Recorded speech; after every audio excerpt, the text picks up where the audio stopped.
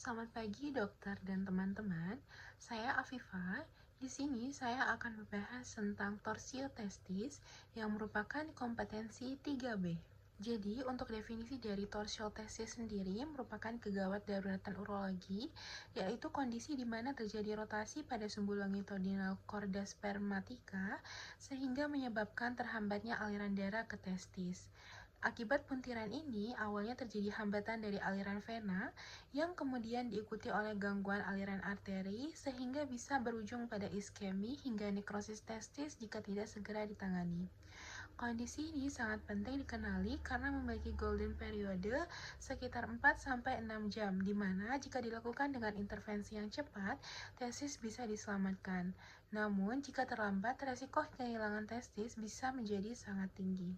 Untuk etiologi dari torsio testis sendiri, kondisi ini paling sering pada usia muda, terutama di bawah 25 tahun, yang umumnya berkaitan dengan kelainan bawaan pada prosesus vaginalis. Untuk faktor pencetusnya, yang pertama spontan, tanpa sebab yang jelas, lalu ada aktivitas fisik, trauma dari skrotum, dan merupakan salah satu penyebab utama dari keluhan skrotum di IGD. Secara mekanisme, torsio terjadi karena adanya puntiran pada chorda spermatica yang menyebabkan terganggunya suplai darah ke testis, dan akhirnya menimbulkan iskemia. Salah satu faktor anatomi yang paling sering adalah bell clapper deformity, yaitu perlekatan tunika vaginalis yang tinggi sehingga testis menjadi lebih bebas bergerak dan mudah terpuntir. Kondisi ini sering bersifat bilateral sekitar 40% dari kasus. Dan pada neonatus, torsio biasanya bersifat ekstravaginal karena tunika vaginalis belum melekat dengan baik pada gubernalucum sehingga struktur lebih mudah berputar, bahkan bisa terjadi sebelum lahir. Selain itu, pada usia dewasa, torsio testis juga bisa terjadi dan kadang berhubungan dengan keganasan testis. Pada anamnesis torsio testis, keluhan utama yang paling sering ditemukan adalah nyeri skrotum unilateral yang muncul secara tiba-tiba. Nyeri ini biasanya bersifat konstan, tapi juga bisa intermittent dan yang penting tidak dipengaruhi oleh perubahan posisi. Selain itu, pasien juga bisa mengalami gejala penyerta seperti mual dan muntah akibat respon nyeri yang hebat. Nyeri juga bisa menjalar ke perut bagian bawah atau daerah dari selangkangan. Menariknya, pada beberapa kasus, pasien justru datang dengan keluhan utama berupa nyeri perut atau nyeri inguinal tanpa nyeri skrotum yang dominan, sehingga kondisi ini bisa menyesatkan dalam diagnosis. Untuk pemeriksaan fisik, secara inspeksi bisa ditemukan bahwa testis berada dalam posisi yang abnormal atau melintang dan sering tampak lebih tinggi dari posisi normal atau high riding testis. Selain itu, skrotum juga bisa tampak bengkak dan juga kemerahan. Dan pada palpasi, testis biasanya terasa nyeri tekan hebat dan refleks kremaser seringkali menghilang. Namun, perlu diingat bahwa refleks kremaser ini tidak selalu sensitif, terutama pada anak usia di bawah 1 tahun. Tanda klinis seperti tanda Pearl juga tidak dapat diandalkan untuk menegakkan diagnosis dari torsio testis. Dalam membedakan kondisi lain seperti torsio appendix testis, dapat ditemukan nyeri tekan lokal di sekitar epididymis, adanya nodul kecil, serta tanda khas berupa blue dot sign. Kita juga bisa menggunakan score twist atau testicular workup for ischemia and suspect torsion. Untuk komponen skornya, dia yang pertama testis keras itu 2 poin, pembekakan testis 2 poin, mual dan muntah 1 poin, refleks kremaster tidak ada 1 poin, dan testis posisi tinggi 1 poin. Dan untuk interpretasinya adalah semakin tinggi skor, maka semakin besar kemungkinan adanya torsio testis. Dan apabila dia rendah, dianjurkan untuk melakukan ultrasonografi terlebih dahulu.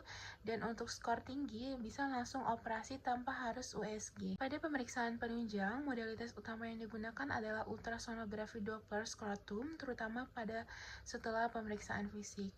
USG ini memiliki sensitivitas sekitar 93% dan spesifitas mendekati dari 100%, sehingga cukup akurat, namun tetap harus dilakukan segera oleh operator yang terlatih.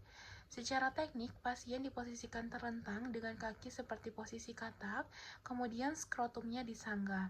Pemeriksaan dilakukan dengan menggunakan transducer frekuensi tinggi dengan jarak cukup dan tekanan yang minimal. Evaluasi dimulai dari testis normal sebagai pembanding, kemudian dilakukan scanning pada bidang transversal dan longitudinal dengan menilai dari ukuran testis, Teksturnya bata serta adanya cairan seperti hidrosel. Pada torsil testis, biasanya ditemukan penurunan atau tidak adanya aliran darah testis dan kadang disertai dengan hidrosel. Dan pemeriksaan Doppler sangat penting untuk membandingkan aliran vaskular kedua testis, baik arteri maupun vena, serta membantu menilai derajat dari keparahan torsio. Selain itu, pemeriksaan tambahan seperti analisis urin juga bisa dilakukan bila ditemukan adanya piuria. Hal ini lebih mengarah ke epididymitis, orkitis, atau infeksi saluran kemih dan tidak mendukung diagnosis dari torsiotestis. Diagnosis dari torsiotestis sendiri ditegakkan berdasarkan kombinasi dari anamnesis dan pemeriksaan fisik yang khas. Temuan kunci yang perlu diperhatikan adalah nyeri skrotum akut yang disertai dengan hilangnya refleks kremaster pada sisi yang terkena. Apabila diagnosisnya masih meragukan, bisa juga dilakukan dengan ultrasonografi Doppler untuk membantu konfirmasi, terutama dalam menilai aliran darah dari testis. Namun, penting untuk diingat bahwa torsiotestis merupakan kegawat daruratan dari urologi, sehingga apabila kecurigaan klinis tinggi, penanganannya harus segera dilakukan tanpa menunda untuk pemeriksaan tambahan. Selanjutnya, untuk penata laksanaan dari torsiotestis merupakan kegawat daruratan urologi, sehingga membutuhkan penanganan yang segera. Penundaan terapi bisa menyebabkan nekrosis hingga kehilangan dari testis dengan golden periode penyelamat sekitar kurang dari 6 jam sejak onset dari nyeri.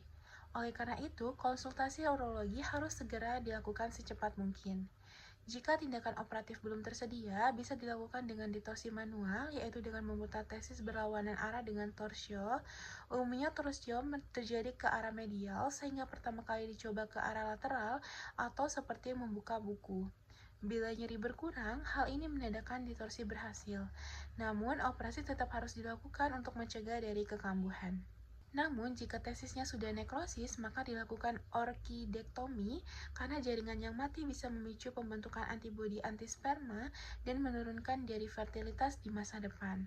Prosedur dari operasi sendiri, yang pertama ada insisi dari skrotum secara vertikal, lalu tunika dari vaginalisnya dibuka longitudinal, dilakukan ditorsi korda spermatika dan evaluasi dari viabilitas testisnya, lalu dilakukan jahitan dan ditempatkan pada dinding posterior dari skrotum atau diartos.